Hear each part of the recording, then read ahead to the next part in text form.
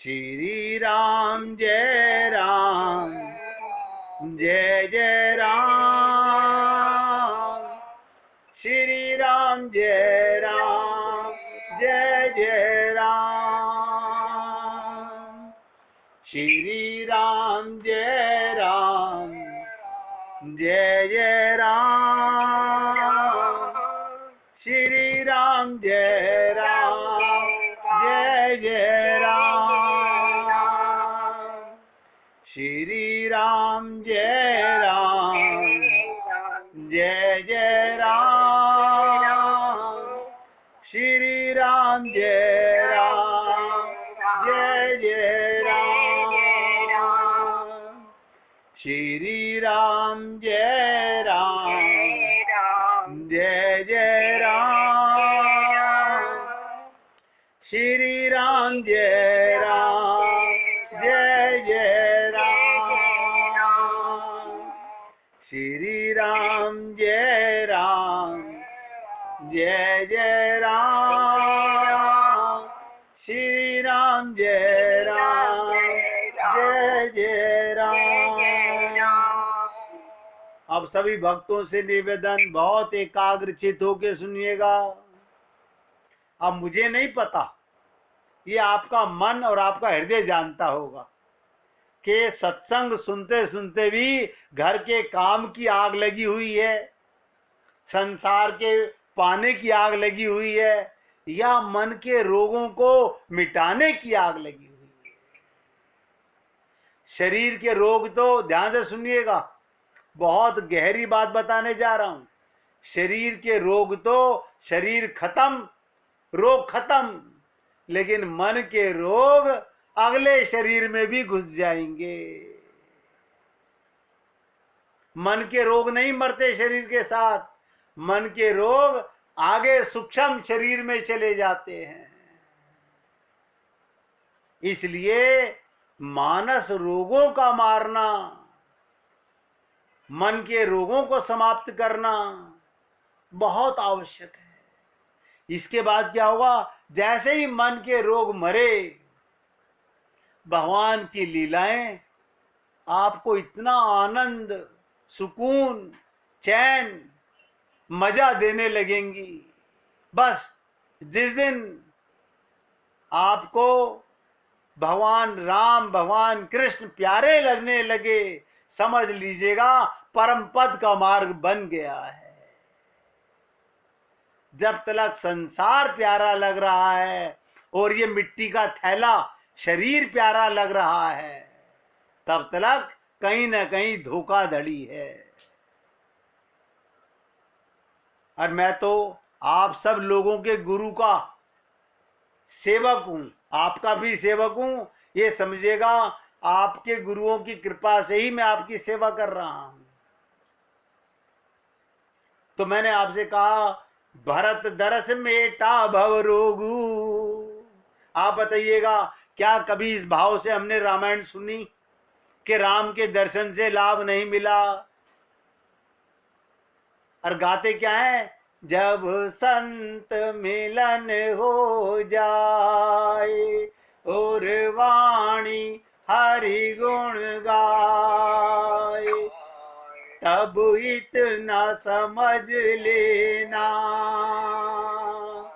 अब हरि से मिलन होगा। तो जब उन्होंने, देखिए वही लोग चित्रकूट के राम को देखकर परमपद नहीं हुआ, अधिकारी तो हुए लेकिन परमपद नहीं हुआ। जब उन्होंने भरत जी के दर्शन किए, इस दर्शन से उनका भव रूपी रोग, भव रूपी क्या मतलब होता है? संसार, शरीर और मन, ये एक ही जाति के हैं, ध्यान से सुनिएगा, लिख लीजिएगा। संसार, शरीर और मन एक ही जाति के हैं। भव रूपी रोग समाप्त हो गए और उन सबका परम पद हो गया। तात्पर्य ये गहराई से नोट कीजिएगा हृदय के अंदर, जब तक भव रूपी रोग मिटता नहीं,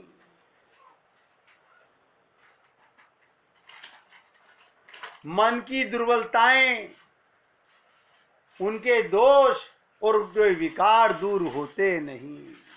मैं क्या करूं? मैं आप लोगों को कोई धोखा नहीं देना चाहता। मैं केवल कथा भागवत करके आपका समय बर्बाद नहीं करना चाहता। पहले मन के रोगों को दूर कर लीजिए, उसके बाद सब कुछ सिया राम में लगने लगेगा। तो 3 बातें मैंने आपसे कही। जब तक भवरूपी रोग मिटता नहीं, मन की दुर्बलताएं, मन के दोष और मन के विकार, मन में 3 चीजें मैंने आपको बताई, मन की दुर्बलताएं, मन के दोष और मन के विकार, तब तक भगवान राम के दर्शन की समग्रता और सार्थकता नहीं हो पाती।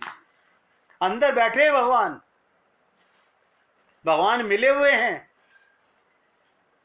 लेकिन काम नहीं बन रहा। तो भरत जी का दर्शन,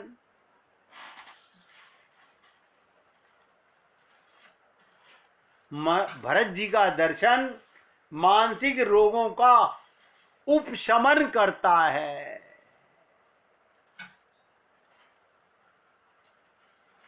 संत के जीवन में आने से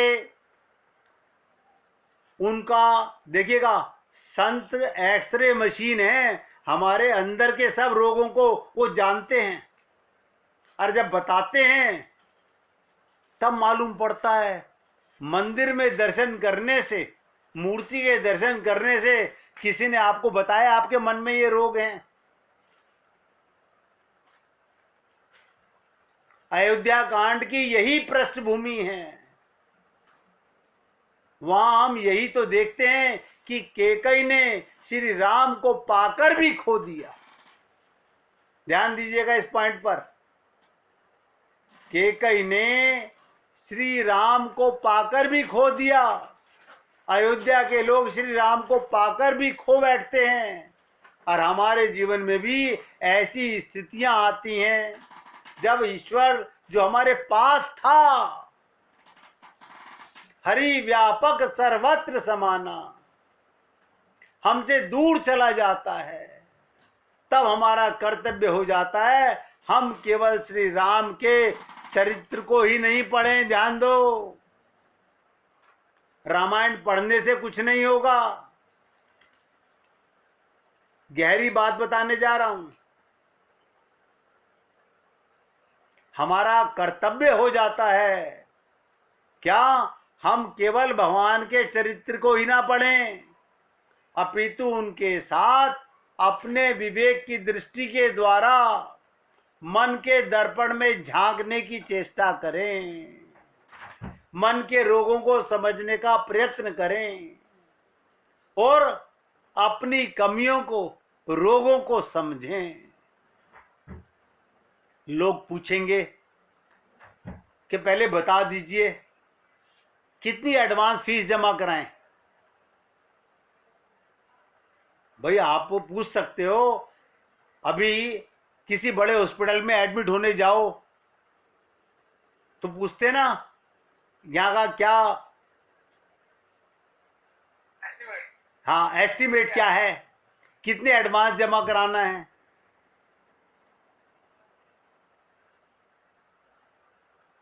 हर आदमी पूछता है।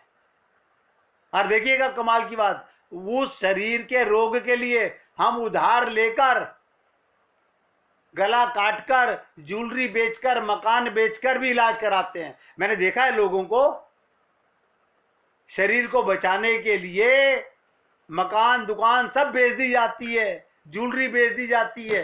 किस लिए? कि शरीर मरने से बच जाए। और मैं आपको बताना चाह रहा हूं कि मन के रोग को समझने के लिए, जानने के लिए, इसका इलाज कराने के लिए आपको कोई दमड़ी खर्च नहीं करनी। बस 2 चीज चाहिए। क्या? श्रद्धा और विश्वास।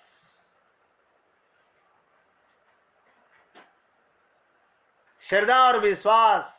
और सारे काम छोड़कर, मैं बड़े कटु बात बोल रहा हूं, ये सारी दुनियादारी के चक्कर को छोड़कर पहले अपने मन के रोगों को दूर करो। हम लोग सत्संग छोड़ छोड़ करके संसार के काम करते हैं। क्यों? हमारे लिए संसार के काम इंपॉर्टेंट हैं, और एक साथ दो दो काम भी करते हैं। सत्संग भी सुन लेंगे, ऐसा कभी नहीं हुआ। दो नाव में सवार व्यक्ति कभी पार नहीं लगता। निवेदन करना मेरा कार्य है, मानना ना मानना आपका कार्य है। अब आप ऐसा समझ लीजिएगा, मैं बता देता हूं आपको। अगर आपको डॉक्टर ने ऑपरेशन की डेट दी हो, डॉक्टर ने जिसकी डेट 3-3, 6-6 महीने में मिलती हो, और ऑपरेशन की डेट दी हो, और उसी दिन आपके घर में किसी रिश्तेदार के यहाँ शादी हो, आप शादी अटेंड करोगे या अपना ऑपरेशन कराओगे?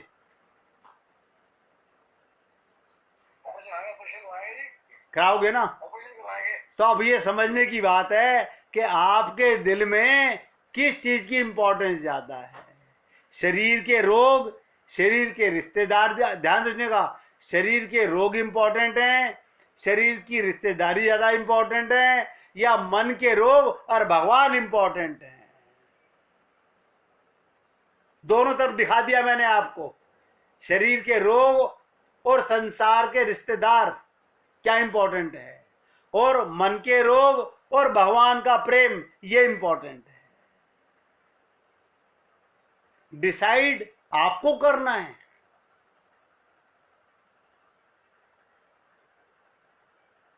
मैं आपको ये बातें क्यों बोल रहा हूं? आप बाद में कहेंगे आपने पहले ये बताया नहीं था, और ये सब बातें रिकॉर्ड भी हो रही हैं।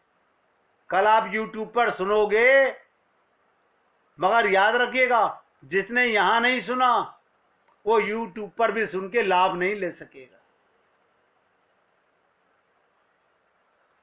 YouTube पे किसको लाभ मिलेगा? जिसने यहां भी सुना और 4 बार वहां सुना, अपनी बात को समझने के लिए कि उस दिन क्या कहा गया था।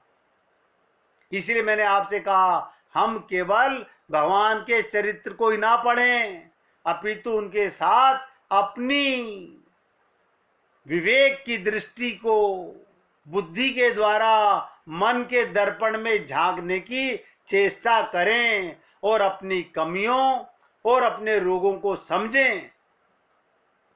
ऐसा समझिएगा, जब हम शीशे के सामने खड़े होते हैं तो अपनी गंदगी या खराबी हमारी आंखों में दिखाई दे जाती है।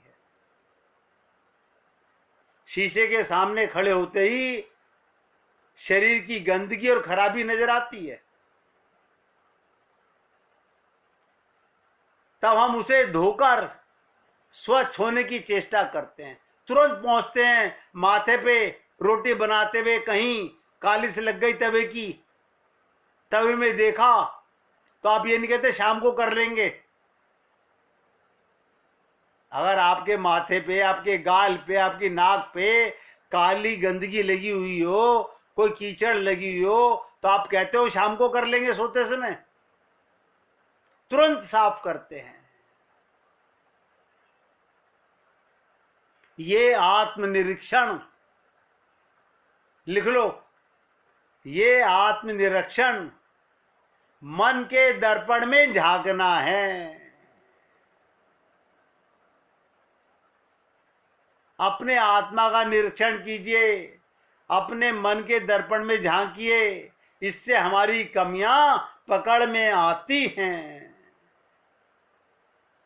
जैसे शरीर के रोग संसारिक आईने में नजर आते हैं, ऐसे ही मन के रोग आत्मनिरीक्षण में, मन के दर्पण में जिसे झांकना आ गया, जिसे मन के रोग नजर आने लग गए, उसके रोग मिटने लगेंगे। जिसे शरीर की बुराई तो नजर आती है, मन के दोष नजर नहीं आते, वो व्यक्ति संसार को नहीं, भगवान को नहीं, गुरु को नहीं, अपने आप को धोखा दे रहा है। तो मैंने आपसे कहा ये आत्मनिरीक्षण है, मन के दर्पण में झांकना, इससे हमारी कमियां पकड़ में आती हैं। यही रामचरितमानस का मूल तत्व है। लिख लो, रामचरितमानस का मूल तत्व क्या है? आत्मनिरीक्षण और मन के दर्पण में झांकना। इसलिए इसे बार बार मन से जोड़ा गया। राम कथा को हम मनोरंजन की दृष्टि से भी पढ़ सकते हैं। ध्यान दीजिएगा, लोग टीवी पे रामायण देखते हैं, मनोरंजन हो रहा है। पर यदि वो हमारे मन की समस्याओं का समाधान ना करे,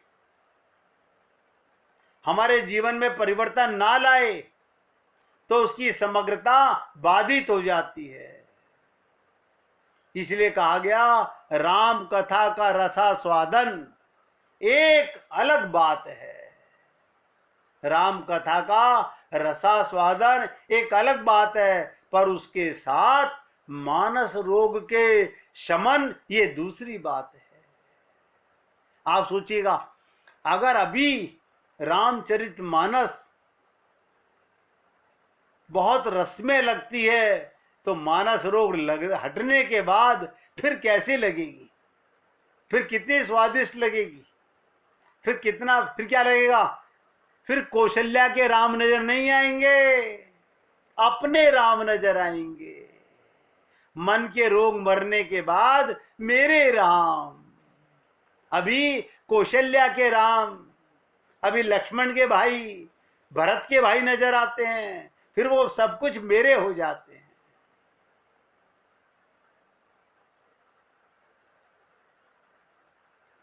इसलिए मैंने कहा यदि हमारे मन की समस्याओं का समाधान ना करे, हमारे जीवन में परिवर्तन ना लाए, तो उसकी समग्रता बेकार है।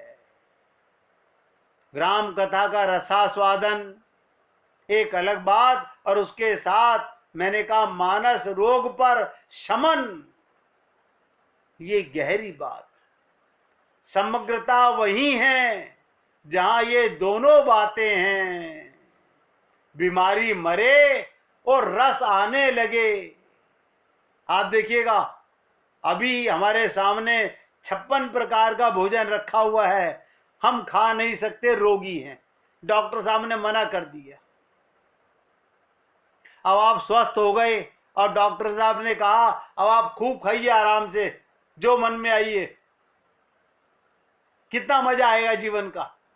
ऐसे ही मन के रोग समाप्त होते ही, और मैंने कहा समग्रता वही जहां ये दोनों बातें हैं। जैसे आप जब भोजन करते हैं तब रस की अनुभूति होती है, इसकी भी आवश्यकता है, पर जब आप बीमार होते हैं तब भोजन के रस में आपकी मुख्य दृष्टि नहीं जाती।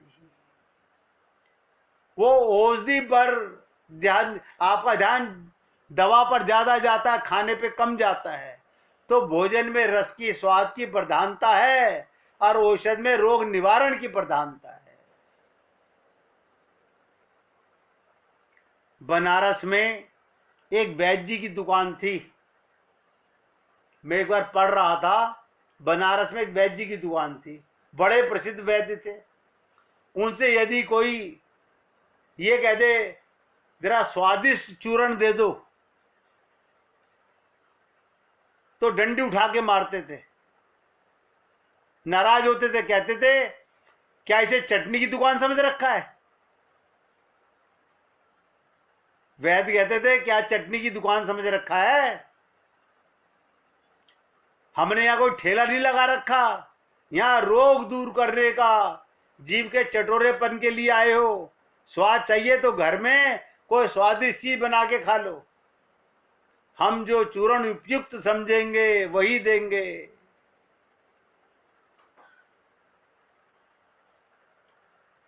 तुम्हें तो सिर्फ ये बताना है तुम्हें क्या रोग हुआ है। ये सुझाव तो वैद्य करेगा कि कौन सा चूर्ण देना है, खट्टा देना है कि कड़वा देना है कि मीठा देना है। मैं आपको ये सब बातें इसलिए भी, क्यों, वरना आपको ना ये व्यक्ति बहुत जल्दी थक जाता है।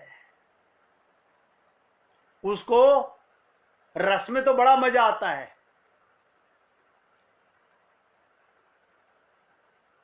उसको संसार के रस में, अपनी झूठी तारीफों में, अपने परिवार की तारीफों में, आपके मकान की कोई तारीफ करे, आपके कपड़ों की कोई तारीफ करे, आपके चेहरे की कोई तारीफ करे, आप फूले नहीं समाते।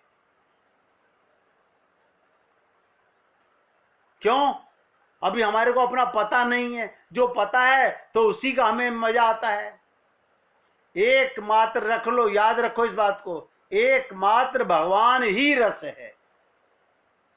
इसे श्रीमद् भागवत महापुराण में कहा गया, रसो वही सहा, भगवान रस का भंडार हैं।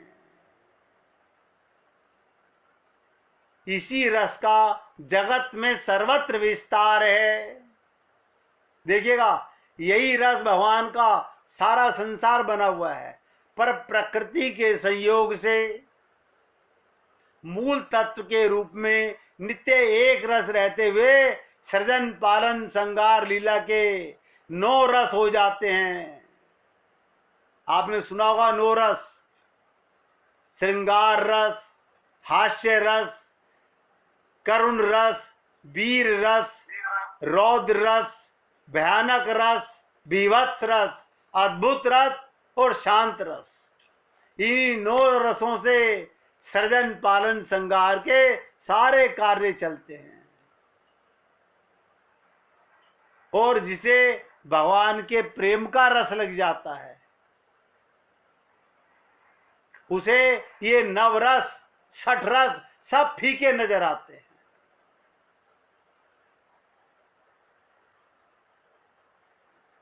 तो कहने का तात्पर्य भैया, मैं आपको यहां तक तो ले आया, जैसे कि आप लोगों ने सुना। अब आप लोग वाकई में अपना इलाज कराना चाहते हैं, मन के रोगों को समझना चाहते हैं, यहां से आगे कथा मोड़ लेगी, संवाद थोड़े से कठिन होंगे।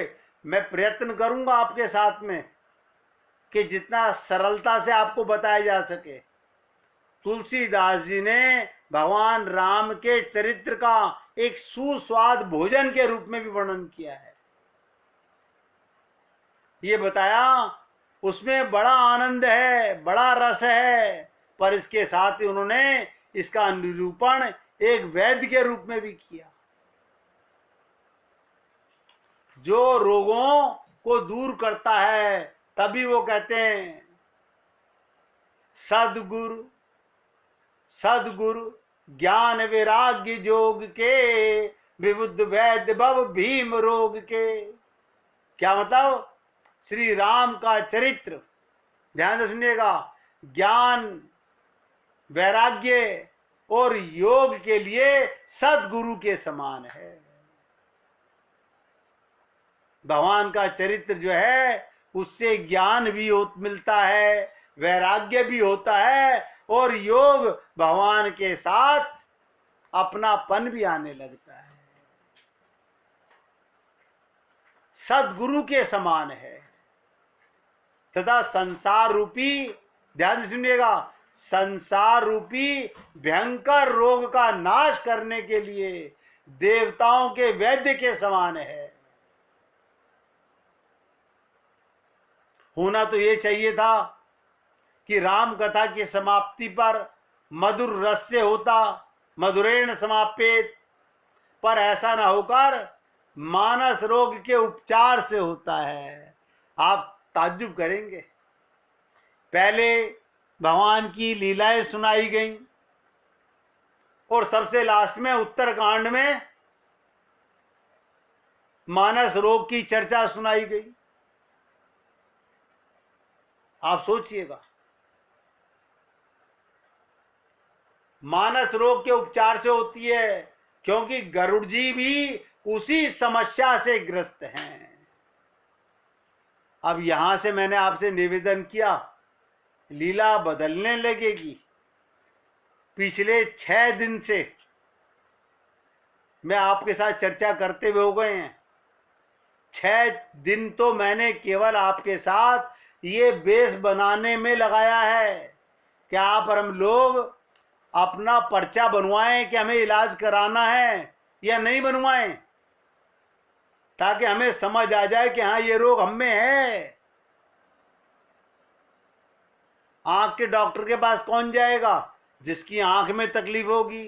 कान के रोग के पास कौन जाएगा डॉक्टर के पास? जिसके कान में तकलीफ होगी। डेंटिस्ट के पास कौन जाएगा? जिसके दांत में दर्द होगा। हार्ट के डॉक्टर के पास कौन जाएगा? जिसको दिल संबंधी रोग होगा। और मैं आपको क्या कह रहा हूं, हम सब मन के रोगी हैं, जिससे हमें पता ही नहीं था, कभी किसी ने बताया ही नहीं। रामचरितमानस तो कई बार पढ़ी लोगों ने, आप भक्तों ने भी कई बार रामचरितमानस पढ़ी होगी। कभी उत्तरकांड को समझने की, रोगों को समाप्त करने की, जानने की, मिटाने की चेष्टा की नहीं। तो मैं आपसे इसलिए चर्चा कर रहा हूं कि देखिएगा, गरुड़ जी की भी उसी समस्या से ग्रस्त हैं। गरुड़ जी के ऊपर भगवान सदा बैठते हैं। कहीं जाना होता है, गरुड़ जी कौन है? भगवान के वाहन हैं, और वो भी रोगी हैं। बताइए, गरुड़ जी भी रोगी हैं। हे राम, आप कहेंगे ये तो बड़ी इम्पॉसिबल सी बात है। क्यों? आपके अंदर भगवान बैठे हुए हैं, आप रोगी नहीं हो? उसके ऊपर बैठे हुए, आपके अंदर बैठे हुए हैं। भगवान तो आपके अंदर भी बैठे हुए हैं। हम लोग कैसे रोगी है सोचो।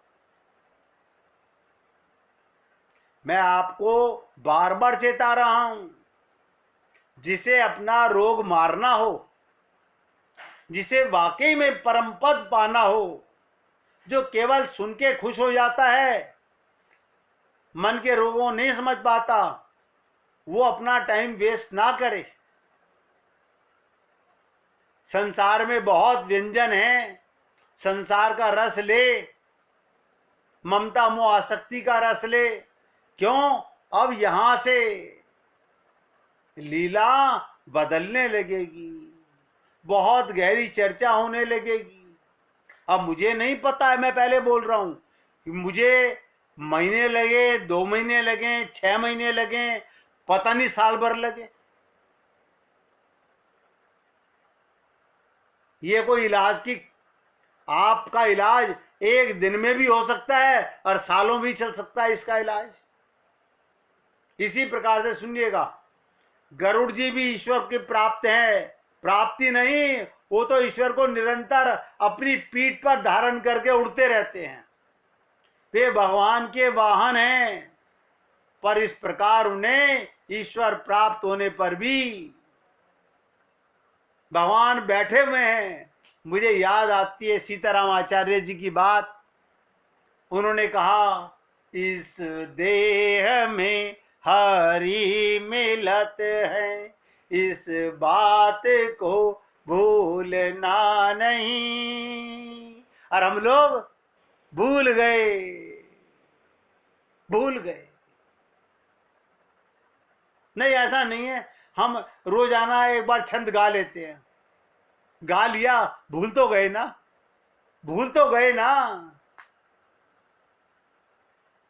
देखो, शुगर के पेशेंट को रसगुल्ला दो, क्या कहे? नहीं, सॉरी, लड्डू ले लो। नहीं, मैं मीठा नहीं खाता, मना करेगा ना। और हम लोग ममता मोह आसक्ति खूब थाली में परोस परोस के खा रहे हैं, क्योंकि हमें रोग का पता ही नहीं है। हमें रोग का पता नहीं है। तो ध्यान से सुनिएगा, गरुड़ जी जो अपनी पीठ पर बैठा के भगवान को, उनके मन में भी रोग हैं, वो भी संशय के शिकार हो गए। पर इस प्रकार उन्हें ईश्वर प्राप्त होने पर भी भगवान तो नित्य प्राप्त है। अब देखिएगा, गरुड़ जी जैसे भी संत के पास कागभुसुंडी के पास गए, गरुड़ जी को भी अपने रोगों का नहीं पता।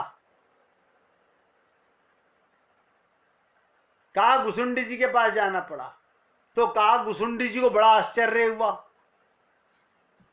कागभुसुंडी जी को भी बड़ा आश्चर्य हुआ। उन्होंने कहा, गरुड़ जी, सब कुछ पाने के बाद तो भगवान को पाया जाता है। जब आपने भगवान को पा लिया, तब मेरे पास आने का भला क्या कारण शेष है। इस पर गरुड़ जी बड़ी सार्थक बात कहते हैं, और मैं आप लोगों का ध्यान खींचना चाहता हूं। आपके और हमारे सबके हृदय में भगवान बैठे हुए हैं। पर फर्क इतना है, गरुड़ जी के अंदर भी बैठे हैं और गरुड़ जी की पीठ पर भी बैठे हैं। हमारे अंदर बैठे हुए हैं। गरुड़ जी ने क्या कहा? गरुड़ जी ने कहा, उन्हें सर्प ने काट लिया है। ये कैसे हो सकता है? ये तो बड़ी विचित्र बात है। माना तो ये जाता है कि गरुड़ सांपों को खाता है। आपने सुना होगा कि गरुड़ सांपों को खाता है। भगवान राम के नागपाश को काटने के लिए गरुड़ जी को बुलाया गया था। देखिएगा, यहीं से शंका पैदा हो गई। भगवान राम के नागपाश को काटने के लिए गरुड़ जी को बुलाया गया। इसका मतलब गरुड़ जी नागों को खाता है, मार सकता है। और गरुड़ जी क्या कह रहे हैं? उन्हें सर्प ने काट लिया। गरुड़ जी कहते हैं, मैं भगवान के पास रहकर भी सर्प के काटने से नहीं बच पाया, इसलिए आपके पास आया हूं। संशय सर्प ग्रसेव मोहिताता, संशय का सर्प काट गया मेरे को। और आपके और हमारे मन में 24 घंटे संशय रहता है। हम क्या कहते हैं? हमने ज्वेलर को सोना तो दे दिया है, मगर कहीं ये मिलावट जितनी करेगा, कैसे पता चलेगा कितनी करी कितनी नहीं करी। हम बिस्कुट की फैक्ट्री में, वो कहते हैं सामान ले आना, हम बिस्कुट बना के दे देंगे। हमारे मन में संशय रहता है, ये कुछ ले भी नहीं रहा, बना के भी दे रहा है, फिर इसका क्या स्वार्थ है? संशय मन में खटकता रहता है। ऐसे हम गुरु के पास जाते हैं और गुरु जी कुछ नहीं ले रहे, तो हमें लगता है यार कुछ तो स्वार्थ होगा ना, ये हमसे कुछ लेते भी नहीं। ये संशय का सर्प 99.99% लोगों को डसता ही है। और गरुड़ जी ने यही कहा कि संशय सर्प ग्रसेव मोहितात, दुखद लहरी कुतर्क बहुत भ्राता। ईश्वर को पाने के बाद भी संशय से छुट्टी नहीं मिली, और संशय सर्प ने मुझे डस लिया है। अब भले ही दूसरे के लिए मैं गरुड़ हूं, पर मेरे लिए तो आप गरुड़ हैं। आप मेरा संशय रूपी सर्प का इलाज कीजिए। मेरे जीवन में बहुत सी कुकृत रूपी, कुतर्क रूपी, दुख देने वाली लहरें बनी हुई हैं। ये समझिएगा, कल से आपके साथ जो मैं चर्चा करूंगा उस पर आपसे पहले निवेदन कर रहा हूं, आप ये सोचो कि हम घर का काम भी करते रहें और सत्संग भी सुन लें। ऐसा कभी नहीं हुआ और ऐसा कभी होगा भी नहीं। एक साथ दो काम कभी नहीं हो सकते। इसलिए आज तक तो मैं आपके साथ चर्चा कर रहा था केवल इस मानस रोग का बेस बनाने के लिए। अब कल से यहाँ से बीमारियों की चर्चा होगी, फिर उनकी चिकित्सा होगी, उनका इलाज बताया जाएगा। अगर आपको अपने रोग नजर आने लगे तो चिकित्सा जाएगी हो, और अगर आपको रोग नजर नहीं आए, आप संसार के काम और रोग को एक साथ मिलाकर के काम कर रहे हो, तो किसी को धोखा नहीं दे रहे, हम अपने आप को धोखा दे रहे हैं। आज मैं